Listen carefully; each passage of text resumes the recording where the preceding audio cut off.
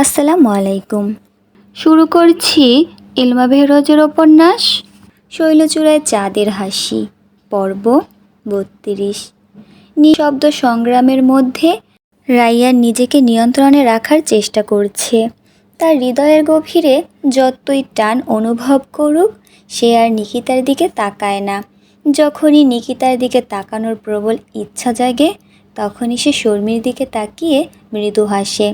Tiffin পিরিয়ডের ঘন্টা বাজলে আর ক্যান্টিনের দিকে পা বাড়ায় না, বরং স্কুলের বারান্দায় দাঁড়িয়ে শর্মির দিকে তাকিয়ে থাকে।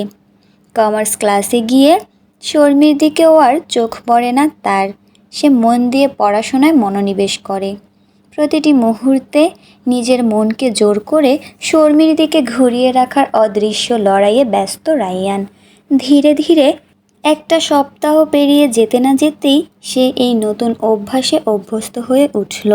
তার এই সংযমী হওয়ার পেছনে অজান্তেই সহায়ক হয়েছে নিকিতার অনুপস্থিতি। গত সপ্তাহে মাত্র ৩ দিন ক্লাসে এসেছে নিকিতা, আর এই ৩ দিনই রাইয়ান নিজেকে কঠোর শৃঙ্খলায় বেঁধে রেখেছে।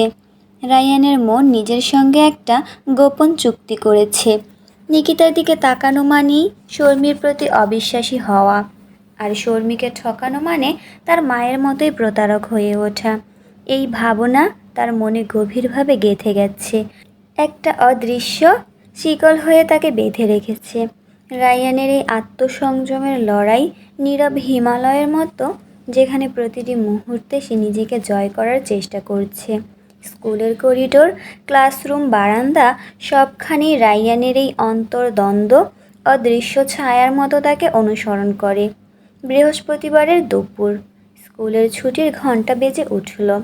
ক্লাসরুমের জানালা দিয়ে দেখা যাচ্ছে আকাশে কালো মেঘের ঘন ঘটা, বাতাসে বৃষ্টির মিষ্টি গন্ধ, যেন প্রকৃতি নিজেই বলছে আমি আসছি। রাইয়ান আর শর্মি একসঙ্গে ক্লাস থেকে বেরিয়ে এলো। তাদের চোখে মুখে কিশোর বয়সের চাপল্য আর উচ্ছ্বাস। রাইয়ান শর্মির দিকে তাকালো। শর্মি, আজ বৃষ্টি নামবে, তোমার ছাতা আছে? শর্মি মাথা নেড়ে বলল, না গো, আনিনি। আমার ধারণা ছিল না যে আজ বৃষ্টি হতে পারে। তুমি এনেছো? রাইয়ান হাসল, আমার আছে, চলো তোমাকে পৌঁছে দিয়ে আসি। দুজনে একসঙ্গে ছাতার নিচে হাঁটতে শুরু করলো। বৃষ্টির শব্দে চারপাশে ভরে উঠেছে। রাইয়ান চুপি চুপি বলল, জানো শর্মি, বৃষ্টি আমার খুব প্রিয়। শর্মি মৃদু স্বরে বলল, অনেকবার বলেছ। রাইয়ান শর্মির চোখে চোখ রেখে বলল, বৃষ্টির সঙ্গে এই মুহূর্তটাও আমার খুব প্রিয়। জানো কেন? কেন? শর্মি জানতে চাইল, তার চোখে কৌতূহল। এই সময়টুকুতে আমরা পুরো পৃথিবী থেকে বিচ্ছিন্ন হয়ে যাই, শুধু তুমি আর আমি। শর্মির মুখে হালকা লজ্জার আভা ফুটে উঠল। সে মৃদুস্বরে বলল, তুমি কি রোমান্টিক হয়ে গেলে নাকি? রাইয়ান হেসে বলল, হতেই হয়, তোমার মতো সুন্দরী প্রেমিকা পেয়েছি যে। শর্মি হালকা ধমক দিয়ে বলল, চুপ করো, কেউ শুনে ফেলবে। তারা হাঁটতে হাঁটতে শর্মির এলাকার কাছে এসে পৌঁছালো। এখান থেকেই রাইয়ানকে ফিরে যেতে হবে। প্রায় ১.৫ বছরের সম্পর্কেও সে শর্মির বাড়ি চেনে না। শর্মি থমকে দাঁড়ালো, তার চোখে একটু দুঃখ। এখান থেকে আমি চলে যাব, তুমি ফিরে যাও। রাইয়ান একটু হতাশ হয়ে বলল, আচ্ছা, কিন্তু একদিন তোমার বাড়ি দেখাবে তো? শর্মি মাথা নাড়ল, তার চোখে ভয়। জানো তো, কেউ দেখলে বাড়িতে বলবে, আর বাড়ির লোক দেখলে তখন আর তোমাকে দেখতে পারবো না। আমাদের সম্পর্কটা গোপন রাখতে হবে। রাইয়ান মাথা নাড়ল, ঠিক আছে, আমি বুঝতে পারি, তুমি সাবধানে যেও। শর্মি হাসল, তুমিও, আর সাবধানে বাড়ি ফেরো। রাইয়ান ছাতাটা শর্মির হাতে তুলে দিল, এটা নিয়ে যাও, কাল ফেরত দিও। শর্মি ছাতাটা নিয়ে নিল, থ্যাংক ইউ, বাই। রাইয়ান হাত নেড়ে বিদায় জানালো। শর্মি ধীরে ধীরে হেঁটে চলে গেল। রাইয়ান দাঁড়িয়ে রইল যতক্ষণ না শর্মির আকৃতি মিলিয়ে গেল বৃষ্টির পর্দার আড়ালে। শর্মি বাড়ির কাছে এসে স্বস্তির নিঃশ্বাস ফেলল। তার ঠোঁটে ফুটে উঠল মৃদু হাসি। অনেক দিন পর রাইয়ানকে তার নিজের মানুষ মনে হলো। মেয়েদের একটা অদ্ভুত ক্ষমতা থাকে, তারা সহজেই বুঝতে পারে অন্য মানুষটা তার ওপর আকৃষ্ট কিনা। মাস দুয়েক আগে থেকেই শর্মী রায়ানের আচরণে কিছুটা পরিবর্তন লক্ষ্য করেছিল। ক্লাসে ঢুকেই রায়ান কাউকে খুঁজত, আর সব সময় অনলাইনে অ্যাক্টিভ দেখা যেত।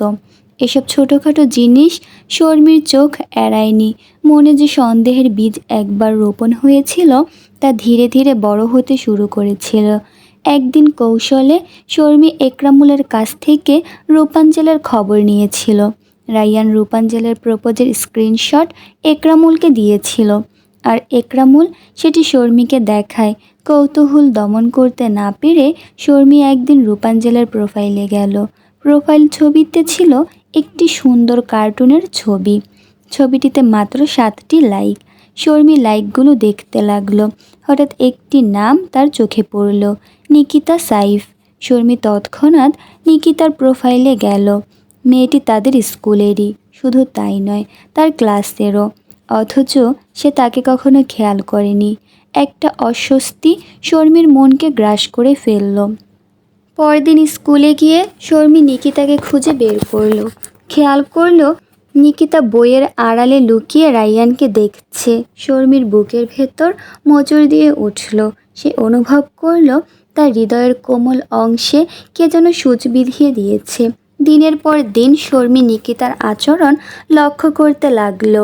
রায়ান যখন কথা বলতো নিকিতা তখন মন্ত্রমুগ্ধের মতো শুনত।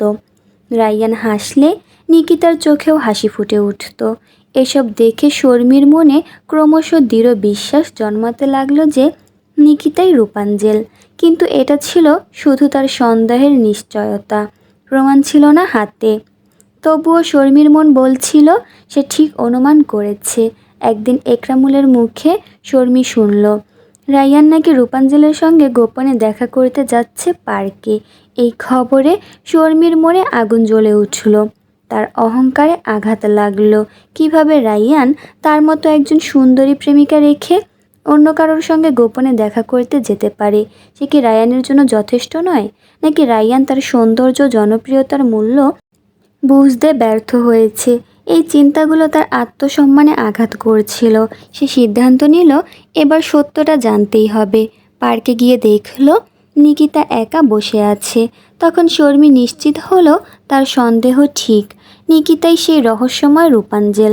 পরবর্তী দিনগুলোতে রায়ানের নিকিতাকে দেখার জন্য অধীর আগ্রহ শর্মীর হৃদয়ে তীব্র ঈর্ষার আগুন জ্বলাতো। সে বারবার নিজেকে প্রশ্ন করতে লাগলো কিভাবে রায়ান তার মতো এক অপরূপ সুন্দরীকে বাদ দিয়ে এমন একজন সাধারণ মেয়ের প্রতি আকৃষ্ট হতে পারে। এই চিন্তা তার অহমিকায় আঘাত হানল। তবুও সে নিজেকে সান্ত্বনা দিতে চেষ্টা করল, এই ভেবে যে রায়ান আসলে তার প্রকৃত মূল্য উপলব্ধি করতে ব্যর্থ হয়েছে। তাই সে এমন একজন সাধারণ মেয়ের দিকে ঝুঁকেছে। রায়ানের এই পছন্দ প্রমাণ করে যে সে আসলে একজন অপরিপক্ক কিশোর, যে একজন যথার্থ সুন্দরী ও জনপ্রিয় কিশোরীর মর্যাদা অনুধাবন করতে অক্ষম। এই ভাবনায় সে নিজেকে আরও উচ্চ মর্যাদায় অভিষিক্ত করতে লাগলো। কিন্তু অন্তরের গহীনে ঠিকই একটা অব্যক্ত বেদনা লুকিয়েছিল। তাদের সম্পর্ক শুধু ব্যক্তিগত নয়, তারা স্কুলে অনেক জনপ্রিয় জুটি। ক্লাসের সর্বাধিক জনপ্রিয় ছেলে ও মেয়ের বিচ্ছেদ নিঃসন্দেহে সবার দৃষ্টি আকর্ষণ করবে। তার নামে অনেক কথা রটবে। একটা সাধারণ মেয়ে শর্মীর মতো মেয়ের থেকে তার প্রেমিককে কেড়ে নিয়েছে, কি নোংরা অপবাদ হবে। এই জটিল মানসিক সংকটে শর্মী একই সঙ্গে ক্ষুব্ধ, ক্রোধান্বিত এবং বিভ্রান্ত বোধ করছিল। তার অহংকার মর্মান্তিকভাবে আহত হয়েছিল। এখন সেই কঠিন সময়ের সমাপ্তি ঘটেছে। রায়ান আগের রূপে ফিরে এসেছে, তার প্রকৃত মূল্য উপলব্ধি করেছে। নিঃসন্দেহে তার মতো রূপসীকে সবাই কামনা করে, প্রত্যেকেই। সবাই বলে সে অসাধারণ সুন্দরী। এই চিন্তায় মুখে এক আত্মতৃপ্ত হাসি নিয়ে শর্মী তার বাড়িতে ঢুকলো। আকাশের রং বদলাচ্ছে। সূর্যের শেষ আলো শহরের বাড়িঘরের মাথায় লাল কমলা রঙের ছোপ বুলিয়ে দিয়ে যাচ্ছে। এমন সময়ে শর্মী ধীরে ধীরে পা বাড়াচ্ছিল ড্রিম কোচিং সেন্টারের দিকে। ব্যস্ত রাস্তার কোলাহল পেছনে ফেলে সে এগিয়ে যাচ্ছে নিজের স্বপ্নের দিকে। কোচিং সেন্টারটি বাইরে থেকে দেখতে সাধারণ, ভিতরে ঢুকলেই টের পাওয়া যায় এর অসাধারণত্ব। এখানে প্রতিদিন কত শত কিশোর কিশোরীর স্বপ্ন পাখা মেলে। শর্মির মুখে ফুটে উঠল হাসি যখন সে দেখল তার বন্ধু নাইম এরই মধ্যেই এসে গেছে। নাইমের চোখে চশমা, মাথায় কোকড়া চুল, দেখলেই মনে হয় কোনো বইয়ের পাতা থেকে মেধাবী একটা ছেলে বের হয়ে এসেছে। কিরে, আজ যে আগে এসে গেলি? শর্মি হাসতে হাসতে জিজ্ঞেস করল। নাইম হেসে উত্তর দিল, হ্যাঁ, আজ একটু তাড়াতাড়ি বের হয়েছিলাম। দুজনে গল্প করতে করতে ক্লাসরুমে ঢুকলো, নিজেদের জায়গায় পাশাপাশি বসলো। কিছুক্ষণ পর টিচার ক্লাসে ঢুকলেন। তিনি একা নন, তার সঙ্গে একজন অপরিচিত ছেলেও রয়েছে। ছেলেটির চোখে মুখে উৎসুক ভাব। টিচার সবার দিকে তাকিয়ে বললেন, আজ আমাদের সঙ্গে একজন নতুন ছাত্র যোগ দিচ্ছে। এর নাম একরামুল। আশা করি তোমরা সবাই ওকে সাহায্য করবে। একরামুল সবার দিকে তাকিয়ে হাসল। হঠাৎ তার চোখে আটকে গেল শর্মির দিকে। শর্মিও অবাক হয়ে তাকিয়ে রইল একরামুলের দিকে। নাইম লক্ষ্য করল শর্মির মুখের ভাব বদলে গেছে। সে ফিসফিস করে জিজ্ঞেস করল, কি হলো, তুই ওকে চিনিস নাকি? শর্মি চুপ করে রইল, কথা হারিয়ে ফেলেছে। একরামুল ধীরে ধীরে এগিয়ে এলো শর্মির দিকে। শর্মি, তুই এখানে? সে বিস্ময়ে বলল। শর্মি অস্বস্তি নিয়ে উত্তর দিল, হ্যাঁ, আমি এখানে পড়ি। টিচার বললেন তোমরা পরস্পরকে চেনো? এটা তো ভালো খবর। একরামুল মাথা নাড়ল, হ্যাঁ স্যার, আমরা একই স্কুলে পড়ি। ক্লাস শুরু হয়ে গেল, কিন্তু শর্মির মন উড়ে বেড়াচ্ছিল অন্য কোথাও। সে ভাবছিল এখন কি হবে। তার কোচিংয়ের জীবন আর স্কুলের জীবন এক হয়ে গেল। সে চায় না স্কুলের কেউ জানুক সে এখানে পড়ে। এখন সব কিছু ওলটপালট হয়ে যাচ্ছে। ক্লাস শেষে যখন সবাই বের হচ্ছিল, একরামুল আবার এগিয়ে এলো। শর্মি, শোন। শর্মি জানতো এড়িয়ে যাওয়া যাবে না। সে শোনার জন্য দাঁড়ালো। তার হৃদস্পন্দন বেড়ে গেল। একরামুল জিজ্ঞেস করলো, তুই কখন থেকে এখানে পড়িস? আমাদের রায়ানকে বলিসনি কেন? শর্মি গভীর শ্বাস নিয়ে উত্তর দিল, কিছুদিন হলো, আর বলিনি কারণ মাত্রই তো এসেছি। বলতাম আজকাল। তার কথায় একটা অস্পষ্ট মিথ্যার গন্ধ। একরামুলের চোখে মুখে উচ্ছ্বাসের ঢেউ। সে উৎসাহে বলে উঠল, রায়ান যদি জানতে পারে তুই এখানে পড়িস, ও নিশ্চয়ই এখানে ভর্তি হবে। ভাবতে পারিস আমরা সবাই একসঙ্গে এক কোচিংয়ে পড়ব? কি মজা হবে তখন। একরামুলের এই আনন্দের ঢেউয়ে শর্মির মন সাড়া দিল না। তার মুখে হাসির বদলে ছড়িয়ে পড়েছে বিষণ্ণতা। চোখের কোণে জমেছে একরাশ উদ্বেগ। একরামুল অবাক হয়ে তাকালো শর্মির দিকে। এমন প্রতিক্রিয়া সে আশা করেনি। সে ভেবেছিল শর্মিও খুশিতে লাফিয়ে উঠবে। শর্মির মুখের এই হঠাৎ পরিবর্তন তাকে বিভ্রান্ত করল। শর্মি বুঝতে পারল তার প্রতিক্রিয়া একরামুলকে অবাক করেছে। সে তাড়াতাড়ি নিজেকে সামলে নিয়ে একটা কৃত্রিম হাসি ফোটালো ঠোঁটের কোণে। সেই হাসি জোর করে আনা, যা তার চোখে পৌঁছায়নি। সে বলল, হ্যাঁ, দারুণ হবে। একরামুলের হৃদয়ে উত্তেজনা আর কৌতূহলের ঢেউ খেলে যাচ্ছে। সে কিছুটা দূরে সরে এসে দ্রুত মোবাইল হাতে নিয়ে রায়ানের নম্বরে কল করল। হ্যালো রায়ান, একরামুল উচ্ছ্বসিত কণ্ঠে বলল। তার গলায় উত্তেজনার রেশ স্পষ্ট। রায়ান বন্ধুর স্বরে অস্বাভাবিকতা টের পেল। কি হয়েছে? একরামুল আর ধরে রাখতে পারছিল না। আজ ড্রিম কোচিং সেন্টারে আমার প্রথম ক্লাস ছিল। আর কাকে দেখলাম জানিস? শর্মিকে। ও এখানে পড়ে। রায়ানের মুখ দিয়ে কথা বের হলো না কয়েক সেকেন্ড। কি বলছিস? শর্মি কোচিংয়ে পড়ে? ও তো সব সময় বলতো। হ্যাঁ, আমিও অবাক হয়েছি, একরামুল বলল। তার নিজের কণ্ঠেও বিস্ময়ের সুর। কিন্তু নিজের চোখে দেখলাম। রায়ানের মনে নানা চিন্তা ঘুরপাক খেতে লাগলো। সে যতবার শর্মিকে বলেছে একসঙ্গে কোচিংয়ে পড়ার কথা, শর্মি ততবারই নাক মুখ কুঁচকে বলেছে, কোচিংয়ে ভালো পড়াশোনা হয় না, আমার বাবা বাসায় টিউটর দিয়ে পড়ান। এখন নাকি সে কোচিংয়ে পড়ে, অথচ তাকে কিছুই বলেনি। সে তো শর্মির প্রেমিক, তবু এমন গুরুত্বপূর্ণ একটা বিষয় তাকে জানায়নি কেন? রায়ান কল কেটে দিয়ে দ্রুত হোয়াটসঅ্যাপ খুলল। তার আঙুল কাঁপছিল যখন সে টাইপ করছিল। কল করতে সাহস পেল না। শর্মির করা নিষেধ ছিল, তার মা কল ধরলে সমস্যা হতে পারে। শর্মি, তুমি ড্রিম কোচিং সেন্টারে পড়ো, আমাকে বলনি কেন? রায়ান লিখল। কয়েক মিনিট পর শর্মির উত্তর এলো, হ্যাঁ পড়ি, বেশ কিছুদিন ধরে তোমার মন উদাসীন ছিল তাই বলিনি, আজই বলতাম। রায়ান অবাক হয়ে ভাবল, সে কবে উদাসীন ছিল? বরং সে তো সবসময় শর্মির সঙ্গেই কথা বলতো। তর্ক করার মন ছিল না তার, তাই সে আবার লিখল, তুমি এমন করলে কেন? আমি তো সবসময় তোমার কথা ভাবি। তার প্রশ্নে অনুযোগের সুর। শর্মির উত্তর আসতে দেরি হয়। সেও ঠিক করতে পারছিল না কি বলবে। আমি জানি তুমি আমাকে নিয়ে ভাবো, কিন্তু মাঝে মধ্যে মনে হয় আমাদের দুজনের জগৎ আলাদা হয়ে যাচ্ছে। তুমি অন্য কিছু নিয়ে ব্যস্ত থাকো, অন্য কাউকে নিয়ে ভাবো, তাই আমি। রায়ানের বুকে আঘাত লাগলো। তাহলে কি শর্মি টের পেয়েছে নিকিতার প্রতি তার মনোযোগ? শর্মির মনে নিশ্চয়ই অনেক ব্যথা জমে আছে। অপরাধ বোধে তার মন ভারী হয়ে গেল। সে লিখল, আমি সরি শর্মি, আমি কি তোমাকে খুব অবহেলা করেছি? না, তুমি অবহেলা করনি, শুধু মনে হয়েছিল আমাদের পথ আলাদা হয়ে যাচ্ছে, তাই নিজের পথে হাঁটতে চেয়েছিলাম। রায়ান গভীর শ্বাস নিয়ে লিখল, আমি বুঝতে পারছি, আর কখনো এরকম হবে না। বাবা এখন কোচিংয়ে ভর্তি করবে না, পরের বছর ভর্তি হব। ঠিক আছে, রাগ করবে না তো? শর্মি উত্তর দিল, না, রাগ করিনি, আমরা পরের বছর একসঙ্গে পড়ব। তোমাকে আগে না বলার জন্য আমিও সরি, তোমাকে ভালোবাসি। রায়ান দ্বিধা নিয়ে লিখল, আমিও বাসি। তার হৃদয়ে তখনও দোলাচল চলছে। বিকেলের নরম আলোয় রায়ান তার বন্ধু মাহিরের জন্মদিন উপলক্ষে একটি বিশাল টাওয়ারের অ্যাপার্টমেন্টে এসেছিল। দিনের তাপ কমতে শুরু করায় বন্ধুরা মিলে আনন্দে ছাদে উঠল।